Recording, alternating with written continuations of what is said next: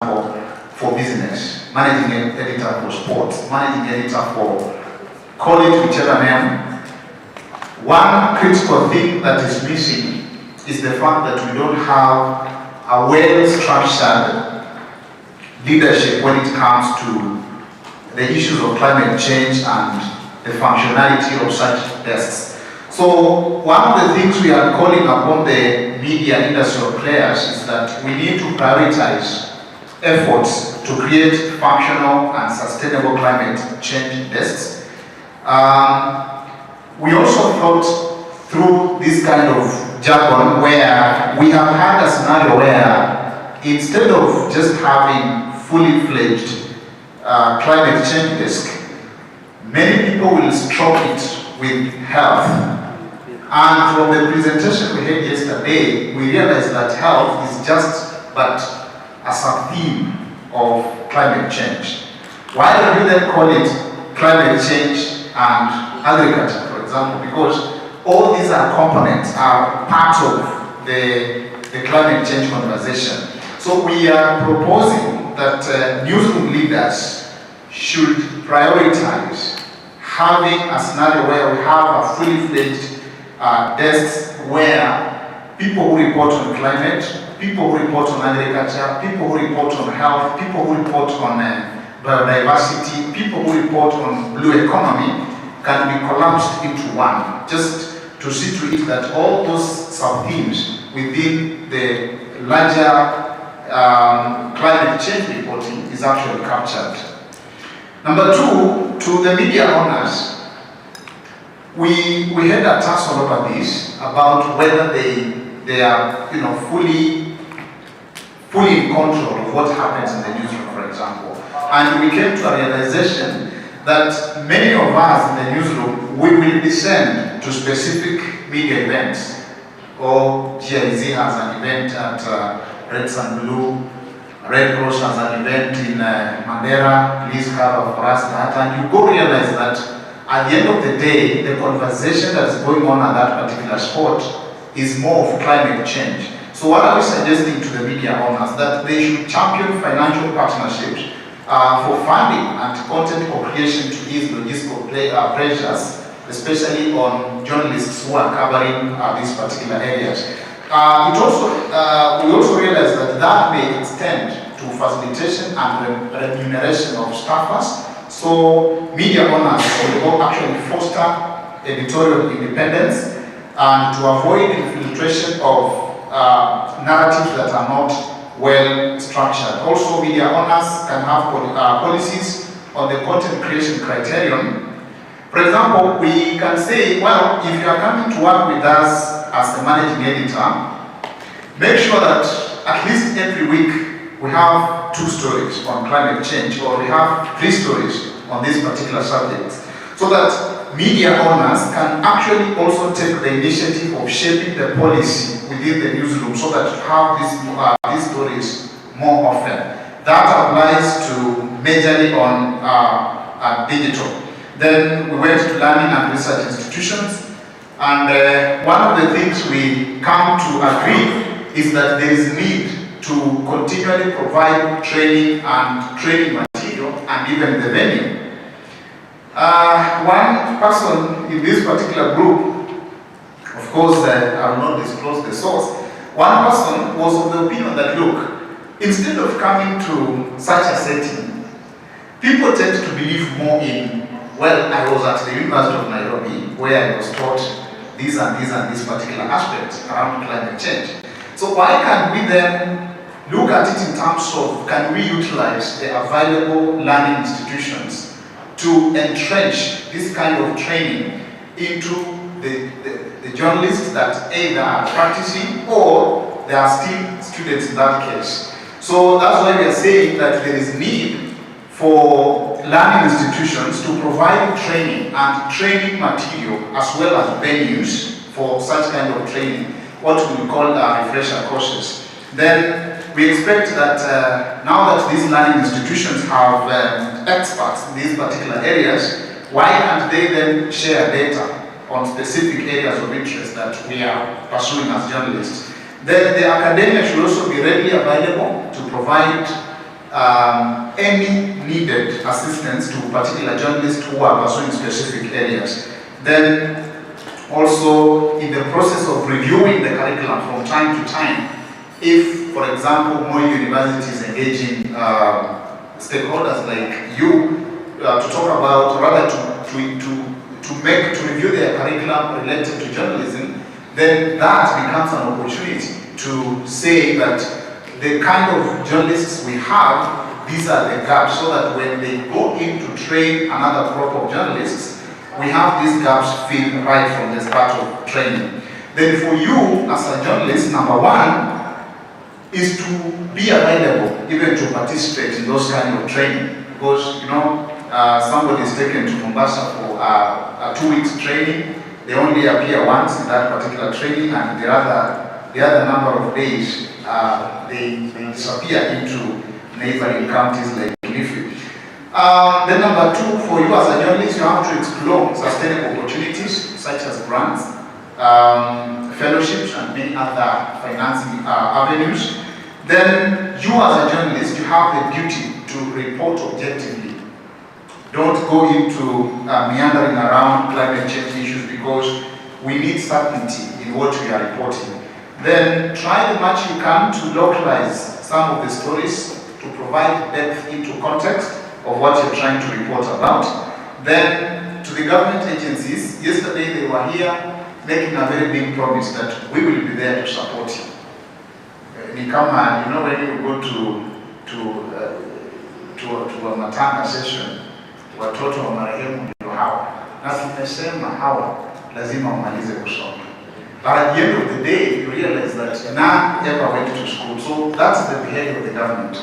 There is always that urge to provide that kind of support, but at the end of the day, we still see problems. Even to as basic things as accessing information, you realize you will be, twisted around from time to time, and at the end of the day, you even lose track of the story. So number one is to foster access to data, to enhance storytelling. If possible, I had a government officer yesterday talking about creating more collaboration between the media and the government agencies, but of course we know the other side of the coin is this, but the other side is never. Then number two, maybe the government should avail government agency experts who can speak about climate change, make commentaries, strategies, and spell out specific interests as far as climate change is concerned.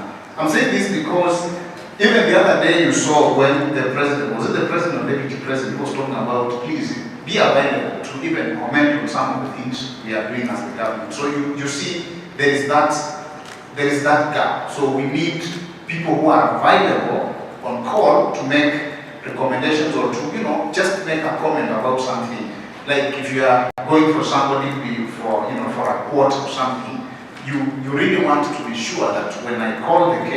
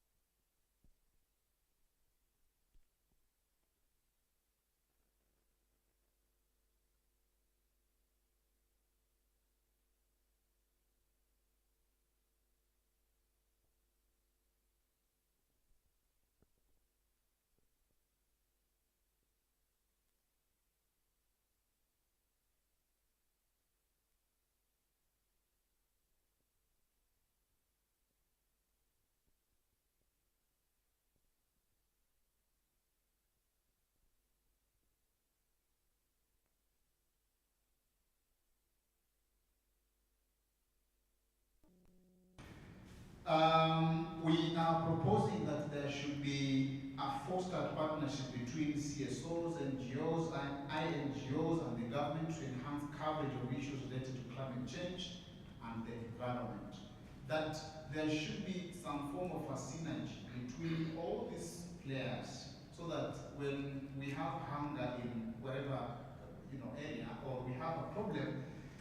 needs all of us. At the same time, there is already an existing infrastructure so that we don't have to run to the office of the Deputy President to have some approvals here and there. We want to join in, but we don't know how to go about it. The media wants to join the fray, and and we realize that it takes that push and pull. Can we have a setup where, if we have a problem, for example, floods in a particular area, can we have journalists, on board just for ease of, getting out this information? Then, number two, we have to talk about multi-sectoral discussions. There is need to engage experts from each quarter to enhance storytelling, especially scientists, media experts, researchers, and other stakeholders to help raise awareness and enhance better storytelling.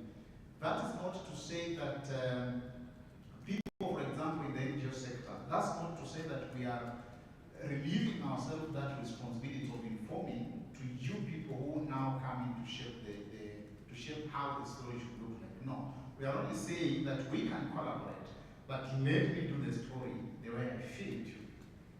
There should be that synergy or the multi-sectoral discussion, so that when there is something like what we are talking about here in the morning about translations, let's have a common point of reference so that we know when we are talking about methane gas, then the print person or any other individual will actually pick that as their only source of reference.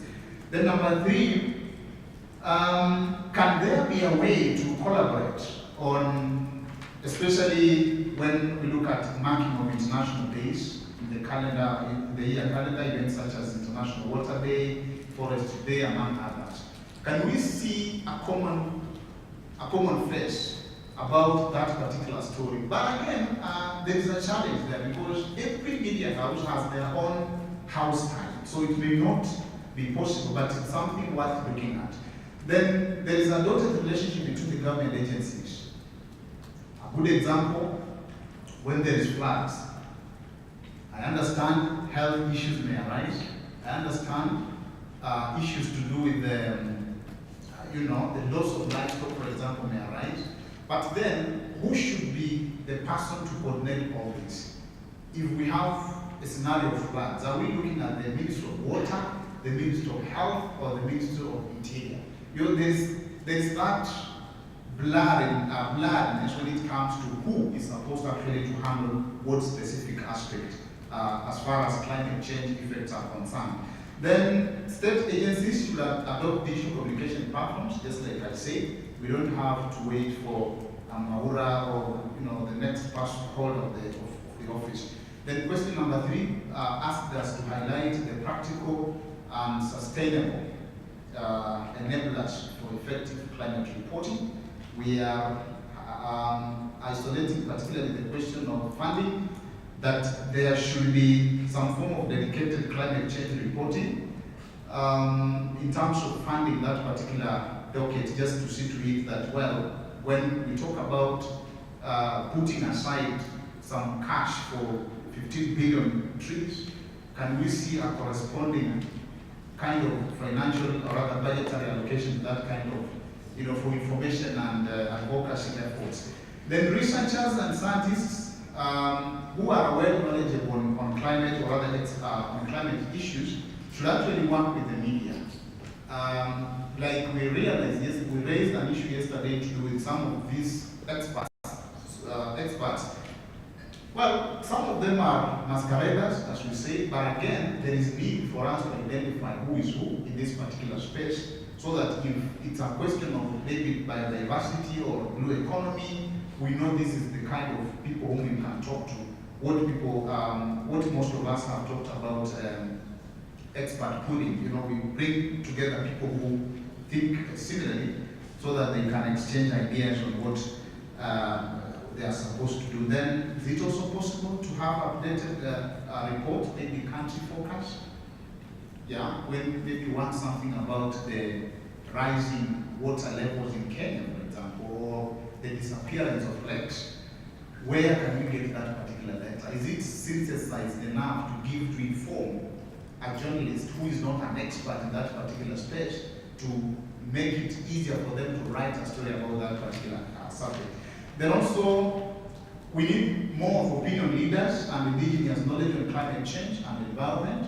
Most of the time, we go to the field as journalists, then we tend to kind of ignore the local people who have more knowledge about that particular subject. Then we come back to Nairobi for what we call additional interviews, and we end up losing the story in the process. So probably those will be the practicalities of what needs to be done.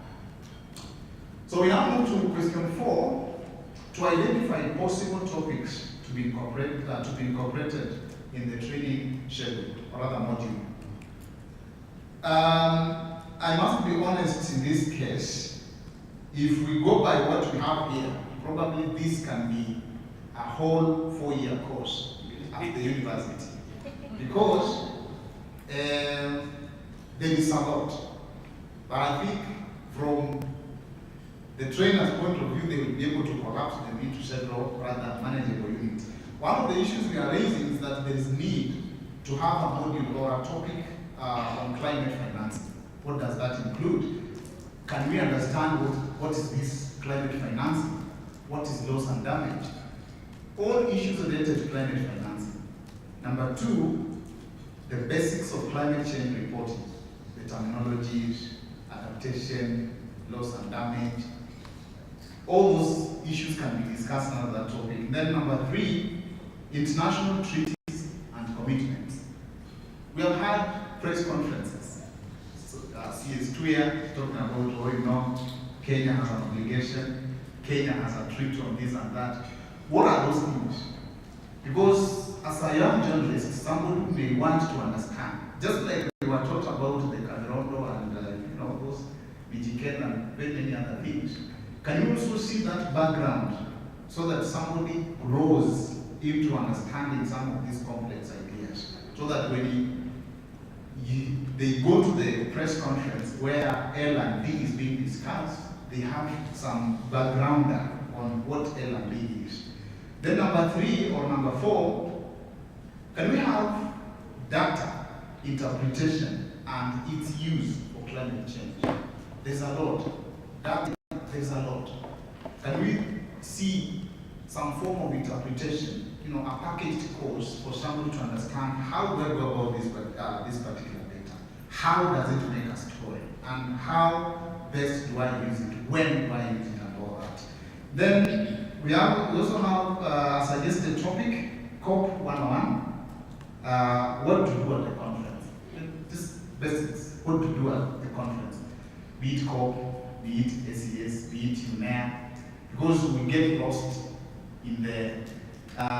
My colleague Susan went to Dubai for COP 28, and we used to be in touch every evening. She's like, hey, she calls me Mulama. Mulama means sister-in-law or brother-in-law. Mulama, I don't know what is happening here. And I'm like, no, but it's you who is there. She's like, no, there's a lot here. I even don't know where to begin. So we need a course on COP 101 or any other of such conferences. What do they mean? Where do we begin? For beginners, where do we begin?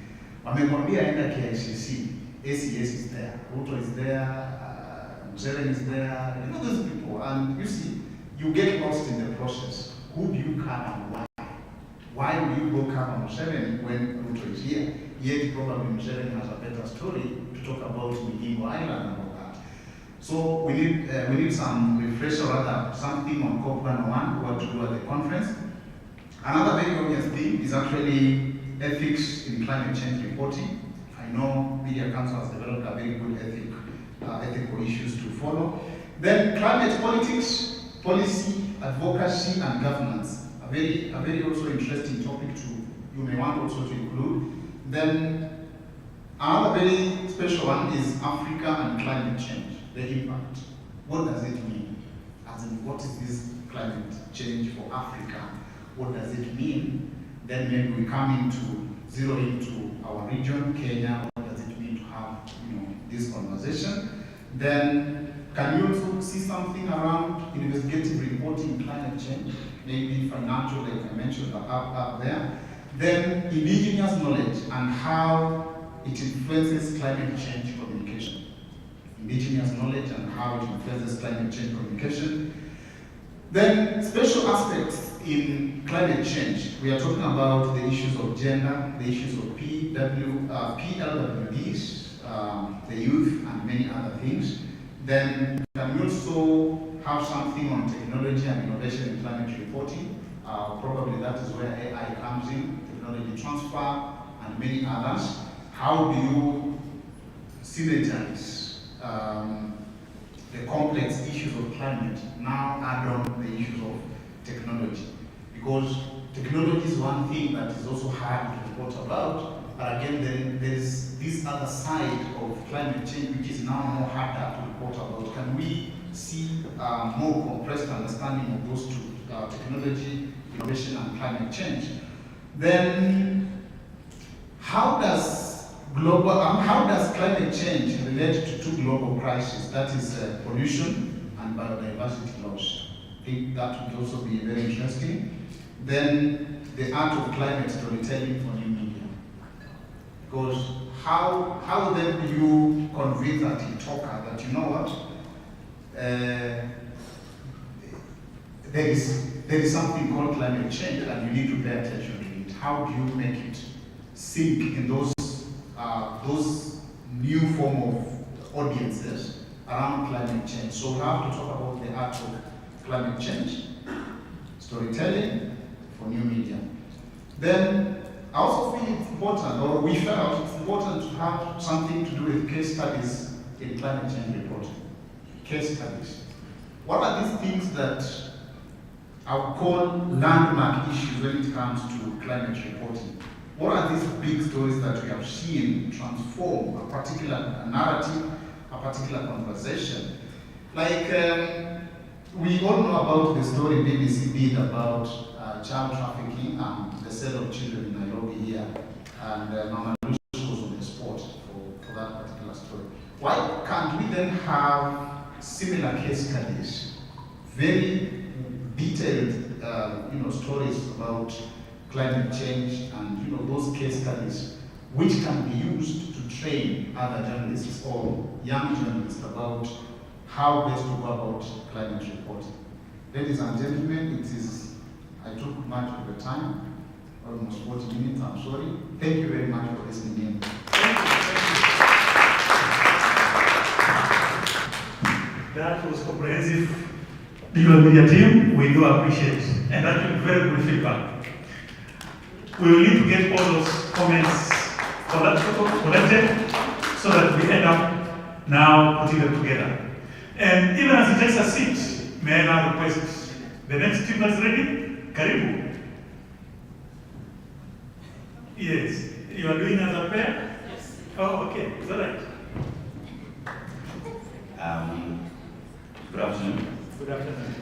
Saturday is my name from Standard Media, and I'm not doing this alone. I'm doing this with Mary Moki, citizen.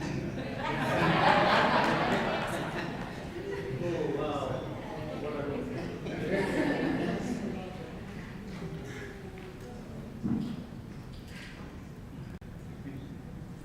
This must be 7 p.m.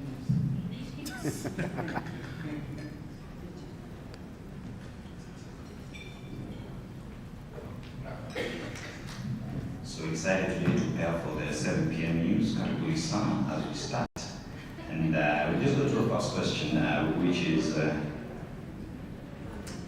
For context, I will state here that I'm not here voluntarily. I'm being coerced. But I'll take one for the team. So, All right, so our first question was measures to be taken by stakeholders to bridge the knowledge gaps on climate reporting, and specifically that is newsroom leadership was the first question. So measures to be taken to bridge knowledge gaps on climate change. I think we'll take the newsroom. I'll take the next one. okay.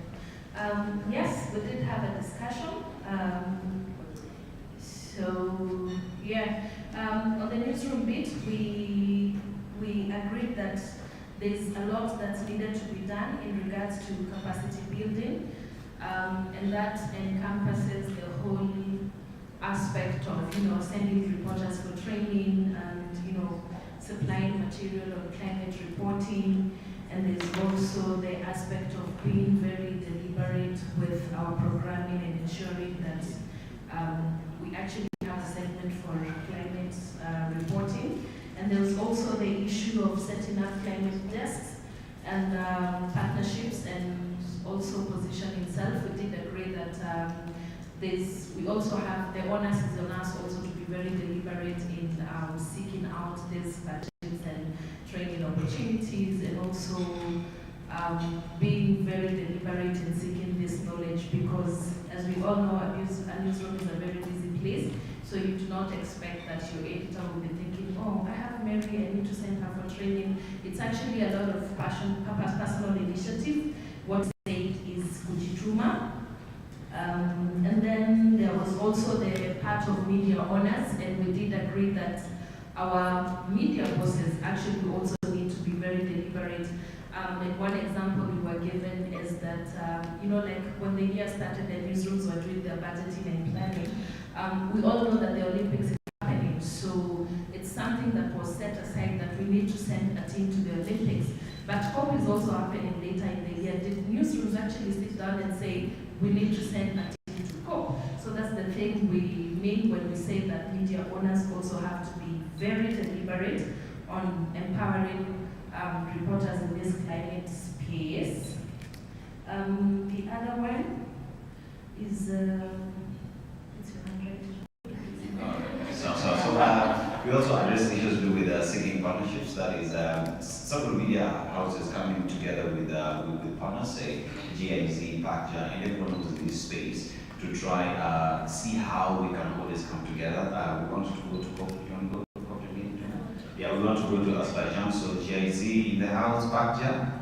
We've already submitted our claim, but yeah, pretty much just talk about that. Then we have learning and research institutions on what they also need to do, and on that is improving communication between media and institutions. So that is, say, we go to academia like the University of Nairobi, they have an entire department with all this information, but it's just information that they have. So therefore, how do we get that information, and how do they also make sure that we get that information and get to use it whichever way we want? So we propose that there's a need for them to have, say, communication departments that disseminate this information to us and be able to utilize it as well. And then there is also the aspect of MOUs and partnerships. This was well explained by our editor from KBC, the need of signing these partnerships and MOUs with different departments. Say we sign an MOU with the Met Department, with the ministry, so that we don't have to follow that bureaucracy that exists.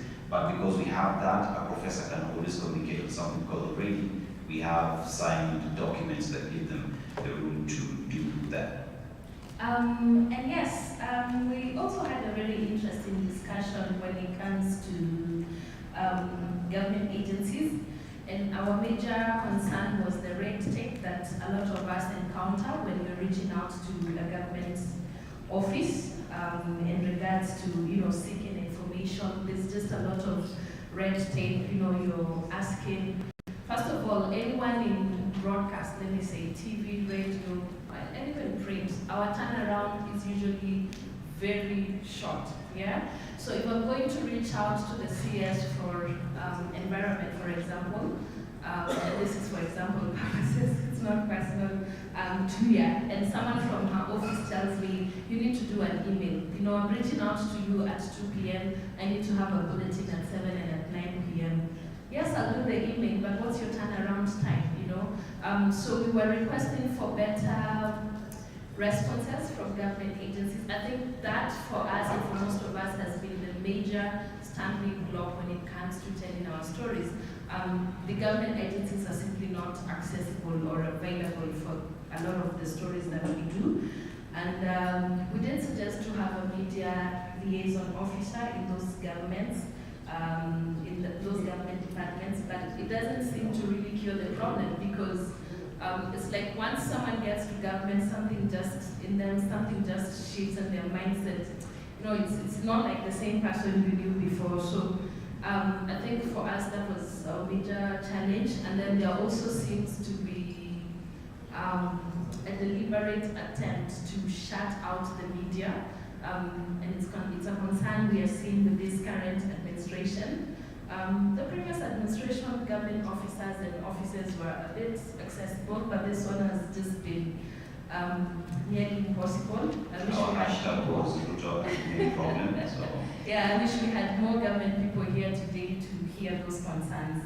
And I think the same on journalists and editors and reporters. We need to develop interest. I mean, if you want to be a climate change, if you want to be a science journalist, you must develop that interest for you to be in that space and to go the extra mile. I mean, like she said, there's no editor who will come and tell you, oh, yeah, there's SES Go, there's this story. I mean, it is asked to go the extra mile, find out what is being discussed in these meetings, and come up with a story that is compelling. And also, to our editors in the room, we seek for your support. If it's Kiatu Maemba, please be on our corner. And yeah, so we highlight the sector engagement, enhancing sectoral engagement to ensure free and reliable flow of information through TV, and again, media liaison with different departments, departments that listen to us, understand where we're coming from, they're able to give us information as we move forward. And multifaceted approach, all players to play their part, say. Yeah, and that calls for partnership. That's where I come to you as partner, using partner because you know they're in the house, but there are so many other organizations that are working in that space. If I come to you and I tell you, hey, I have this story, we not necessarily have a budget, it's where you come in, I get to tell your story in the space you're working in, and you get to sponsor me, and I provide the platforms. So those are some of partnerships we've tried and tested, and they actually work very well. So I think any development partner or even in Daktari, you know, I know you're in this space, you know a lot of people, so you could also link journalists with these opportunities. You know, if COP is happening, and I know we are lobbying for COP, all of us in this room, you can actually approach these organizations and tell them, hey, can you sponsor 10 journalists for me? You know, it works both ways, and it's actually mutually beneficial. So, and I think before we turn, there's this issue of collaboration with each other. I just picked this from the previous group because I thought it's important. The sense that we always come together as media houses to say the president is giving this speech, the deputy president is speaking, but maybe it's about time we collaborate as well on matters to do with climate change and have these deep discussions, say between 9 and 10, and have those discussions and have Kenyans engaged in this discussion about climate change and off to practical. Just a minute, and I think still on that we could also foster partnerships among ourselves. You know, we could look at an issue that really needs to be highlighted and coordinate. You know, KTN, Citizen, K24, NTV, Nation. You know, and actually say that this month, or you know, let's have a theme that's cutting across these areas and reporting. We will have strength and more effectiveness if we go at it that way. I think. I agree. So now practical and sustainable enablers for effective climate reporting now. Flow of information. I mean, if the ministry has information on we planted 15 million trees, let's know how you did it. You know, any information follow-up that we have on that. If the KFS have information, let it get to us. You see, it's a certain bank somewhere with all this information that you need, but it's so difficult to get them because of bureaucracy that do exist. Yeah, and then we also have Continuous training. And this calls for let's not make this a one-off affair. Let's try and have this, you know, as much as it's necessary until we all get to that place where we feel, you know, we are now well equipped and our capacity is well enhanced to tell these stories. And now we have solution-based journalism. Even when you're reporting about climate change, I know climate change comes with a lot of catastrophes and disasters, but so what? What are the solutions that they're giving us journalists? Have we gone the extra mile to find out, to give solutions to the people who listen to us, who watch us, who read our papers, and as well the goodwill from the government? Like we said, it is not coming through, but we hope Ken, Dr. I know you guys can work with those officers. Please make sure. Oh, we also have someone from the climate change, something advocacy. Tafadhali fikisha your information. We need them on board. Yes. And the final one, so that is the possible topics to be incorporated in the training modules. Just because.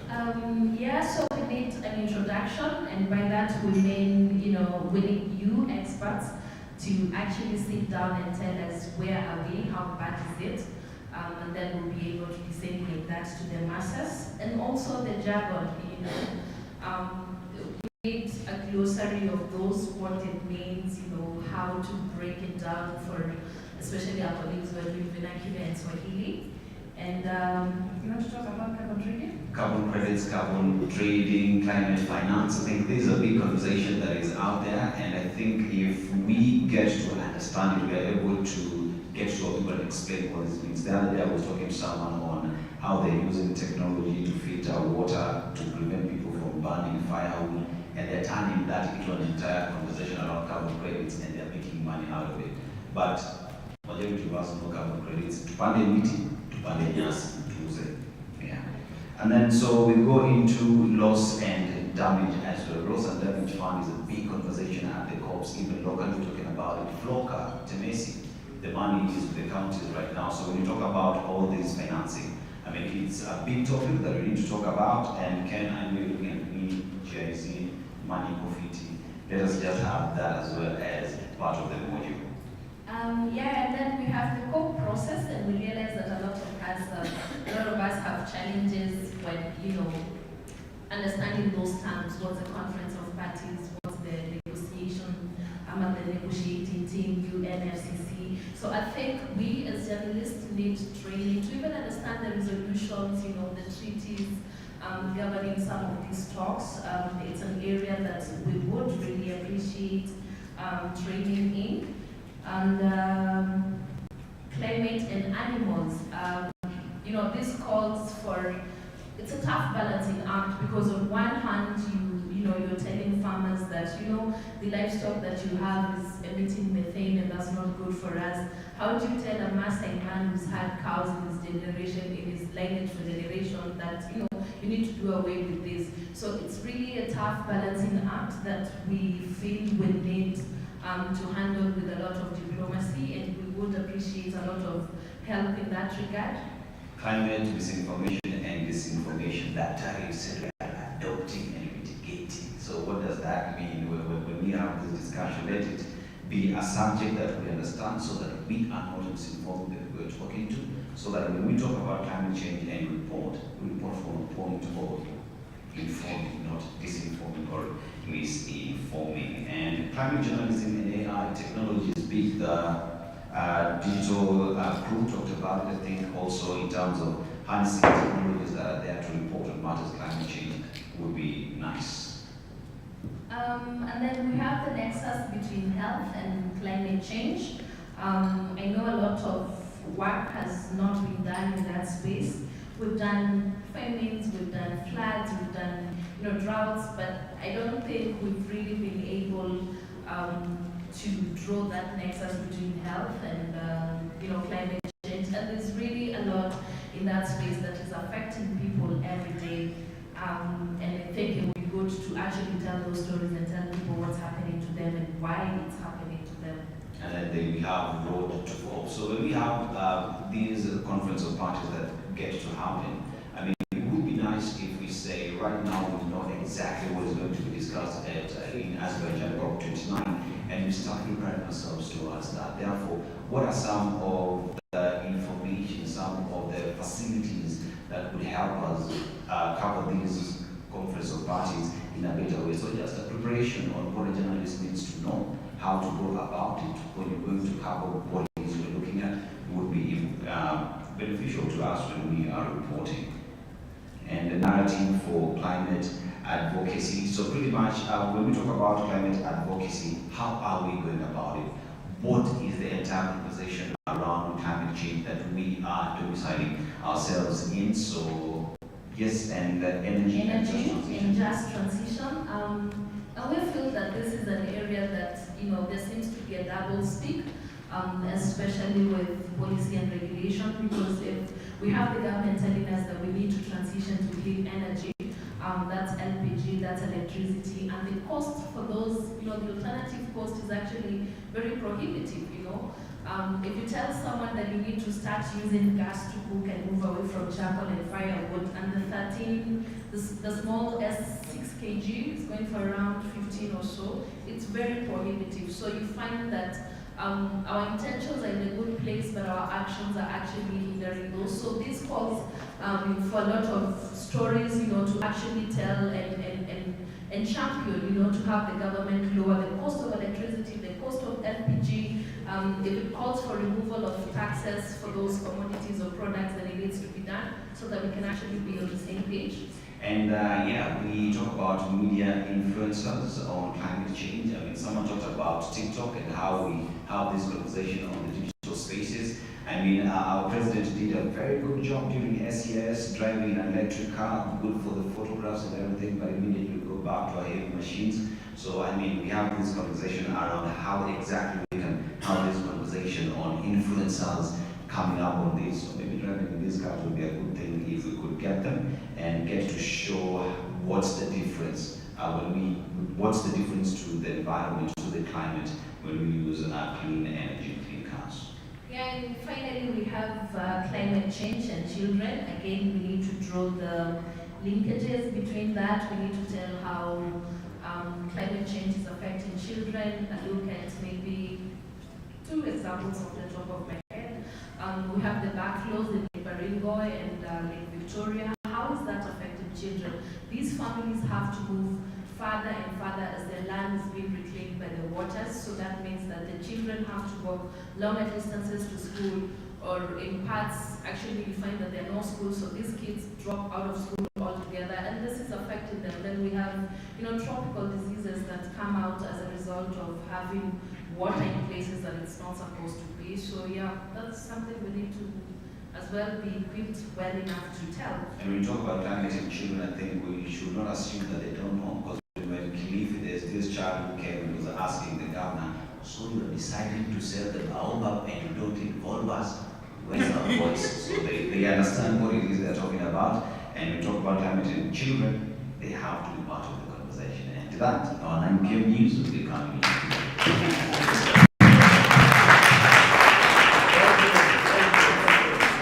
Thank you very much. They have done it the way it's supposed to be done by the journalists. Asante sana. Naomba tupigie makofi tena na tukupata next week. Coming over. Yes, karibu. Let's also appreciate her as she comes. She's coming for the second time. Thank you so much. It's very hard to speak after TV people because print people tumezoea kukua behind the scenes. But I think I'll just go through some of the things because most of the things have been mentioned by the digital team and the TV team. So from question 1, the measures to be taken to bridge knowledge gaps on newsroom leaders. We've talked about establishing desks.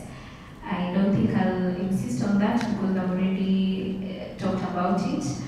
The other thing is exposing journalists to trainings and opportunities to learn. Most of the time when maybe editors get these opportunities, they will either have them for themselves or give someone maybe they prefer. But if you expose journalists, like I wouldn't be here if my editor had not allowed me. And I'm just grateful that she allowed me to be here. That's why I'm here to learn and get more knowledge on climate change. And then also just opportunities to learn through traveling to conferences like the COP and UNEA, such things that will, newsroom leaders should give journalists such exposure. Because I know a journalist that I was with at the COP who had to take leave so as to be there.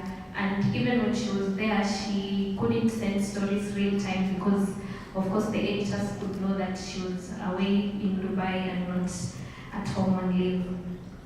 And then the need to forge partnerships to enhance funding for the desks created. I think Newsroom really does have access to people that we would not ordinarily have access to as reporters. So when they meet people like GIZ or any other development partners, they can forge those partnerships and ask them to fund desks, because that is essentially how us at the Nation Media Group are being funded, our climate and health desks. And then there has to be intentionality and prioritization of climate change stories, which ties to my second point, which is on sustainability of those reporting climate issues. I remember there's an essay I wrote for Reuters Institute after the OCJM program, if you heard about it. And one of the things that I say in that essay is that climate change reporting in Kenya is largely event-based.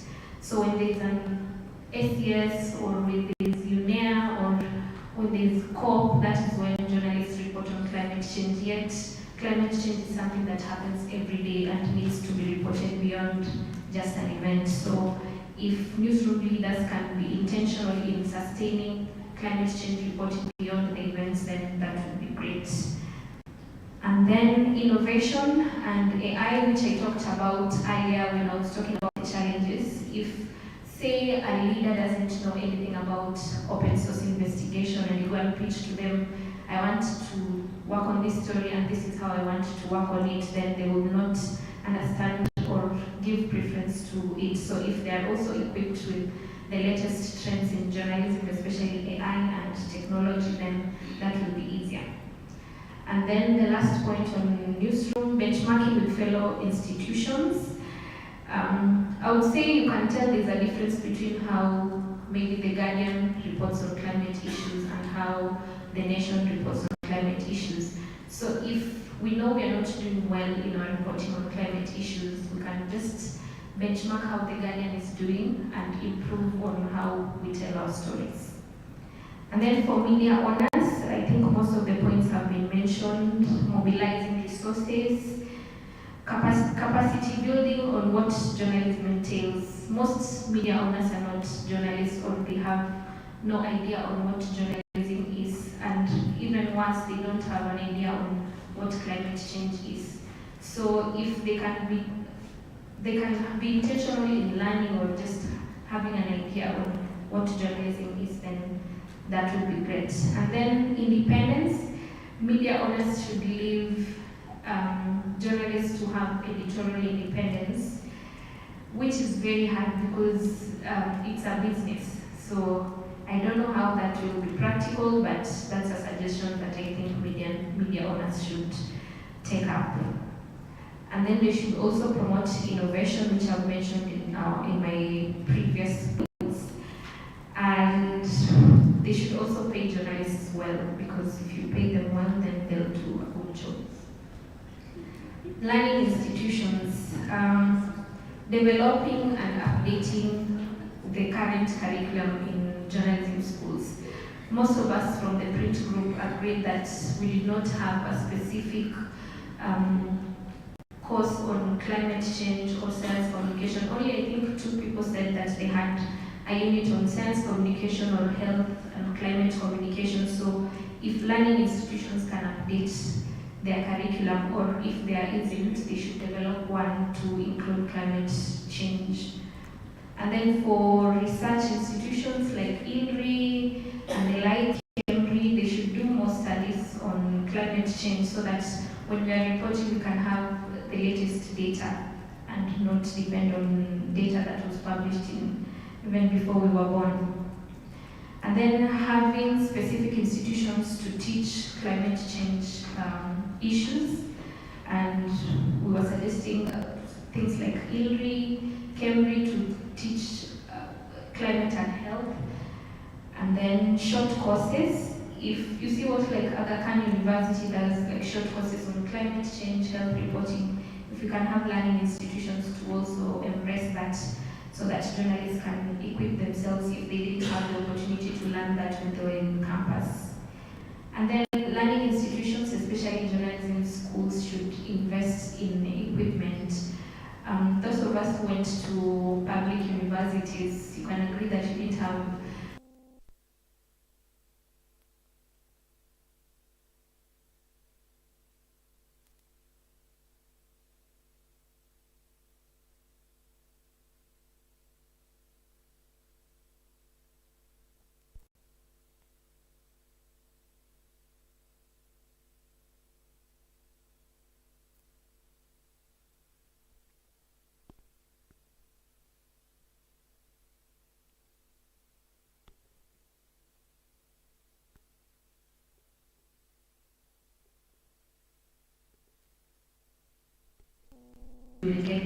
but the opportunities for fellowships and trainings are there, so you just need to be on the lookout. And you can find such opportunities either on Twitter, you can sign up the email addresses, there are so many opportunities. We can also join professional bodies like MESHA, the World Federation for Science Journalists, and the like. If you're in any other, you can suggest those so that you can also join. We need to also do research to fill the knowledge gaps that we have.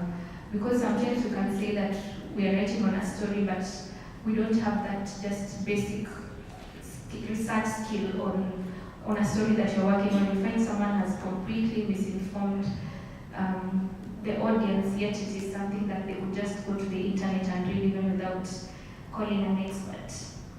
And then upskilling, there are courses, apart from even just journalism courses, you can decide to do masters in environment and climate change, and you'll be better placed compared to people who have just one degree or a specific degree. And then specialization, I think that has been talked about a lot, so I'll not dwell on it. And then mentoring the next generation. So if you have been in the newsroom reporting on science for a long time, and there's someone new and you see potential in them, it will be just nice to mentor them so that you can have a generation of great science and climate change journalists. And then for government agencies, reduce bureaucracies. I think that has been said by all the groups that were there before. Trying to get information from government is very hard, so if that sort of bureaucracy can be reduced, we will tell better stories. And then improve governance and transparency from the government side, because someone from our group was saying that they needed a comment from a certain government organization, but that government organization was involved in corruption, so they could not comment on it because they know what they did. So if there was transparency in our governance, then we would get that information easily. Reviewing policies and protocols to access information. I know Temesi is here, so you can help us on that. Like when we need to speak to someone, there's a lot of protocols that hinder us from publishing stories, and our turnaround time is usually quite short. And then we can have a pool of experts if the ministry can publish maybe somewhere. Like, again, I'll give reference to OCJN, that is the Oxford Climate Journalism Network. They have a pool of experts from around the world that was gathered, of course, by people who are part of the fellowships. So if the ministry can have experts on different things, like on the website, and you know that this is the person that I want to talk to, you call a Temesi with, and I'd rather Temesi with a specific name that you wish to speak to, then that will be easier. Training experts to handle journalists, because some scientists really know what they're doing, but they just can't communicate it. So if people in that space, like their media officers, can train them how to handle journalists and how to break down information to journalists, that will be great. Question 2 on how can sectoral engagements be enhanced to ensure reliable and free flow of information. Collaboration from different sectors. We know that climate change is not just an environmental issue, it can also be a health issue, it can be an agricultural issue, it can be a water issue. So when you need information, all these 3 ministries have to sort of collaborate and share information that is needed for the story that you are working on. And then we can have a one-stop shop for sharing information, which I talked about, where we have a pool of experts that are sharing specific information because of their expertise on a certain topic, because we have been asked to specialize. Use of associations such as the Kenya Editors Guild to foster partnerships, like exactly what we are having here. We have people from the ministry, we have people from GIZ, we have now people from the media, so that is something that we really appreciate. And then what are the question 3, practical and sustainable enablers for effective climate reporting? Of course, funding has to be the first one. If you don't have resources to travel to where the stories are, to tell the human stories, you won't be able to do stories as they should. So if we have funding, that will go a long way. Prioritization of stories on climate change, I talked about that, having updated data, and then establishing specific pullouts, that is for print. If we have, an example is the Standard Group and the Nation Media Group have Planet Action and Climate Action. So they know that every Monday or every Sunday there has to be stories on climate change. So if other media houses can copy this and have specific pullouts, then there will be sustainable climate change reporting. And then the fourth question, identifying possible topics to be incorporated in the curriculum. They have touched on most of them, so I'll just talk about those that have not been discussed. And the first one, I have talked about it as well, open source investigation. Most people still don't know about this area, and I think it's really important because that is how we are going to tell stories in future using technology and stuff. Balance between indigenous knowledge and conventional knowledge. I think the digital team talked about it. And then a topic on basic science on climate change. Something else on diplomacy. I know they've talked about COP and the COP processes. When people talk about COP and the Kenyan delegation, they think that it's Kenya going to negotiate on something, yet we negotiate as a bloc, the Africa group of negotiators. So if we can have just lessons on basic diplomacy, I think that will help people understand basics of reporting, things like the COP. We've talked about a glossary of definitions of different climate change issues. Some people still confuse COP16. Like this year we have both COP16 and COP29. And I'm sure some people even in this room may not know the difference between the two of those. Climate change and health, we talked about that. And then something else, biodiversity and desertification. When we talk about climate change, like even before we started going to COP, there was the Rio Convention which happened in 1992, I guess, and it had 3 aspects to it, that is climate change, biodiversity and desertification. But the desertification and biodiversity are rarely talked about, yet they are equally important, because if you're going to talk about desertification in Kenya, which is about 80% of our land mass, and yet we rarely speak about or write about stories on desertification. Another topic is the new threats on climate change, especially the diseases that come about as a result of climate change. The other topic is on conflict and climate change, which is a subtle impact of climate change, but we don't know how to really connect the two aspects. And then litigation. I know so many cases or litigation cases have increased around the world. In Kenya we have, I think, 2 major cases so far, but around the world there was a report that was released last year, I think, or earlier this year, and it showed just the increase of how litigation cases related to the environment. If we can be enlightened on how best to tell those stories to avoid issues in the courts, I think that would be great. Energy transition has been talked about, carbon credits, and then just telling this climate story with a human face. Just how best to tell that story will be a great topic. I think that's all. Thank you. Thank you for repeating and emphasizing some specific things. We appreciate that. Now, the fourth group, not the last, but the fourth group altogether, to be able to also share. Natumia Kiswahili.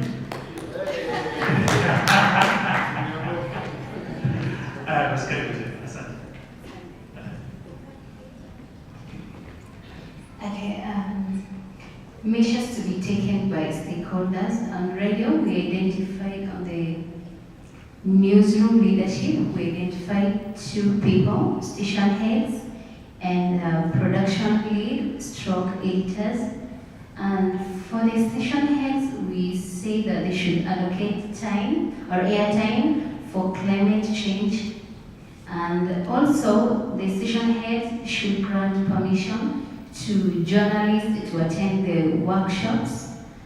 And also, the station head should identify opportunities that will help journalists to learn matters climate change. On the production editors part, we see that they should embrace news or stories on climate change, and also they should develop interest on matters climate change. On the media owners part, we say that they should provide mentors for upcoming journalists.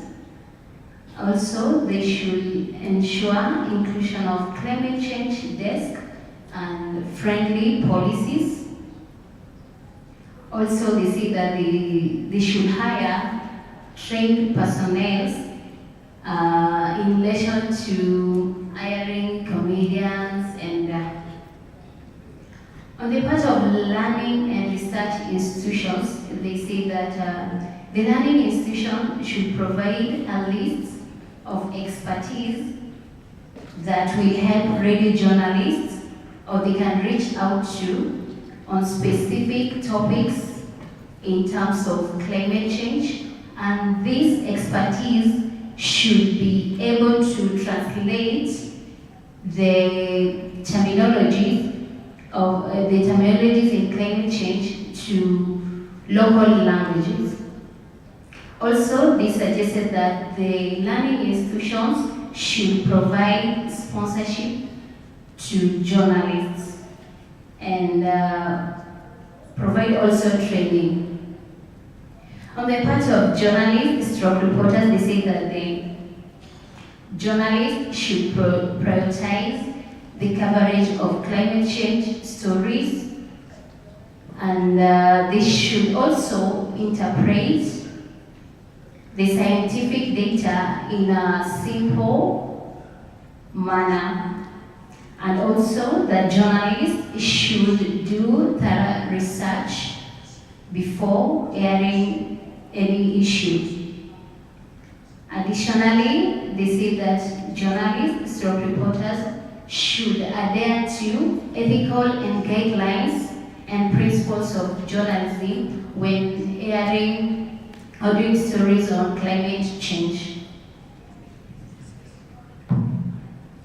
On the part of government agencies, they say that the ministry should be willing to provide expertise who are able to tackle issues on climate change, and also that the government agencies should offer grants and tax reliefs to encourage research and innovation. Also, the government agencies should provide accurate information to avoid conflicting information.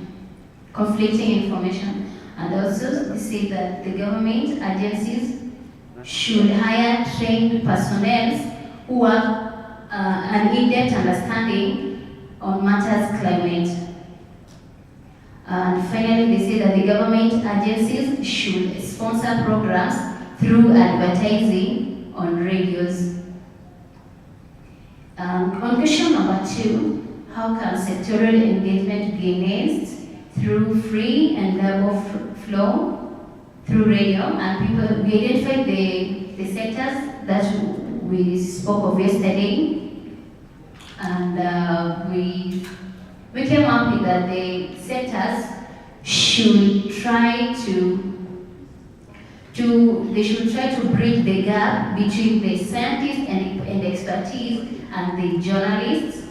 And also they say that these sectors should ensure that climate change information is broadcast in local languages to maximize understanding and engagement among diverse communities. And also, they suggested that by providing, these sectors should provide training to journalists to break the knowledge gap from specific sectors. And this point came in Kiswahili. Wanasayansi from these sectors wasichague ni redio gani au ni kituo kipi watatembelea. Wakati wanapigiwa simu wasije wakasema unatoka kituo kipi, hicho sikijui, unaona. So wasiwe wanachagua. And they say that the expertise from these sectors should be able to sponsor talks or shows or programs on climate change for media sustainability. Question number 3, highlight practical and sustainable enablers for effective climate change in reporting. And we summarize this into one. We say resources in terms of finance, and resources in terms of expertise. And finally, question number 4, possible models to incorporate in the training modules. I think a lot have been said, and I think I'll just say a bit. We suggest that climate change terminologies, they should be both in English, Kiswahili, and our vernacular languages. And they say that the module should contain something like fact-checking sheet, whereby they identify the information that has been misinformed and correct it. And this suggested that the module should contain the 6 sectors, and how they relate to climate change. And they say that the module should contain climate financing and climate justice, and data analysis and interpretation. And they say that the module should contain inclusion of people who are able differently. In terms, I don't know how you're going to put it, if you hear those who are able different, the blind, those who are not able to talk. Yeah, thank you.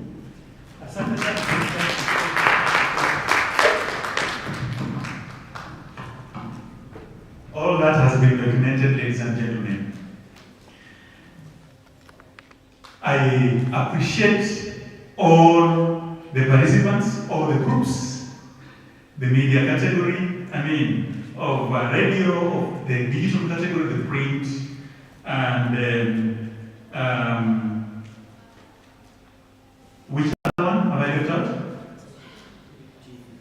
TV and digital, yes. Now, having listened, I have to be careful not to produce a PhD thesis with the various volumes out of that. We'll be able to think through the best way to be able to get the information out. And then the other thing is, you already have training, people with bachelor's degrees, possibly in journalism, and other kind of backgrounds that you have. What you need is to be spurred into thinking that will be able to bring about the appropriate reporting around climate change. Now, also in the field of research, I interact with other researchers. And sometimes they actually shy away from going to the media and going to give interviews. I personally started giving interviews in the media in Kenya and also the country a couple of years ago, and then some things began emerging. A number of scientists are actually very busy people. sometimes. So when sometimes we share, they say, I have just been called and they are having the program tomorrow. And this is someone whose diary is fully booked. It does help to have a crew that can go where they are, to their house, to their office. It's one way of doing it. And then another thing where I've had my colleagues say, there are some areas where the media falls short. First of all, they talk about sensationalism, focusing more on extreme events without providing the scientific explanation. And if it's provided, it is not correct. In fact, sometimes it's just too shallow. And that makes them want to be able to help bridge the gap. And this is one way of doing it, because I luckily also involve colleagues who are scientists in my own way to be able to provide some technical input in some of those themes or topics. Then also something that now puts scientists off, especially in climate change, is when the media is reporting and it reports false balance. You get what I mean by that? That is giving equal weight to the climate change deniers. They are there. There was a time, there was a president of one country in the world who said there's no climate change. I did my PhD from Cornell University in New York State, in the US. I was part of a climate change team. The biggest funding in climate change science in the world comes from that country. And the biggest team of scientists. Now, when that happened,